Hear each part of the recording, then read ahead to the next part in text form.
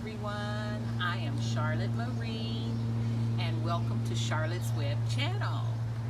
And I would like to show you today how to measure yourself for online shopping or that one-of-a-kind sewing project that you might have. You know, with online shopping and sewing projects, they're going to ask you questions like they need certain measurements like your hip, your waist, your bust, your girth. Well, today I am going to show you where those measurements are and how to do it. So let's get started by, first of all, you're going to need a tape measure, kind of like the one that I have in my hand here. Let's start from the top, work our way down to the bottom. We'll start with our shoulder. So when taking the shoulder measurement, you want to start with the base of the neck. From the base of the neck to the top of the shoulder, or the bony part of the shoulder. And with what mine is measuring is around 4.5. Most people probably will, it depends on the person. So you're getting a good measurement from the base of your neck to the bony part of your arm. Then we'll do an arm measurement. The arm measurement, we're going to start at the bony part of the arm all the way down to the base of the arm, or the beginning of the hand, which mine is measuring around 21 and a half inches. So one of the things I'd like to point out, when you're measuring yourself, you always want to give me your full length measurement, and I would like to have where you want your garment to fit. It's always important to measure yourself where you want your garment to fit. If you want your garment to be short sleeve, well, I would say you would want to go down to maybe 8 inches. If you want it quarter length sleeve, you might want to go here. And then if you want a full length, always go to the beginning of your arm, your hand, or the base of your arm. Then let's do a bust measurement. Now the bust measurement, you always want to keep in mind to go to the fullest part of the bust. Start from the center all the way back around to the center, and that will give you your fullest bust measurement. Then you want to do a chest measurement. For the women, the chest measurement is up underneath the bust. So you want to start again from the center all the way around back, and that will give you your chest measurement. Then let's do a waist measurement. Now the waist measurement can be kind of controversial. It depends on where you want that garment to fit. I always like to start where the belly button is. That's right in the center. Find that belly button and just put the beginning of the tape on the belly button all the way around back to the belly button, and that will give you your high waist measurement for some people. Now if you want a low waist measurement, then you just go the same way all the way around, but you're going below the belly button. So it depends on, again, where you want that garment to fit, where you want to start your waist measurement. And then you want to do a hip measurement.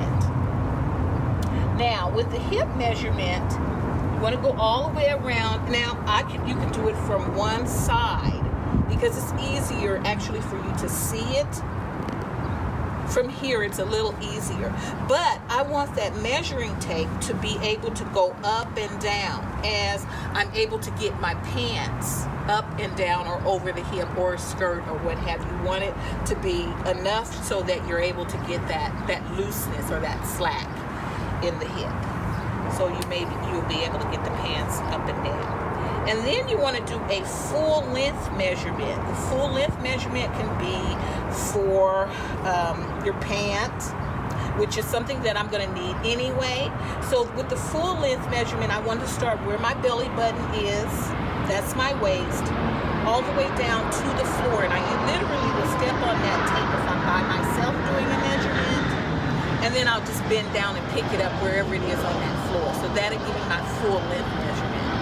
Now, With the full length measurement, I will need that measurement for pants, but you might want to do shorts, you might want to do knickerbockers, you might want to do ankle pants, wherever you want that garment to fit, once again, is very important to me.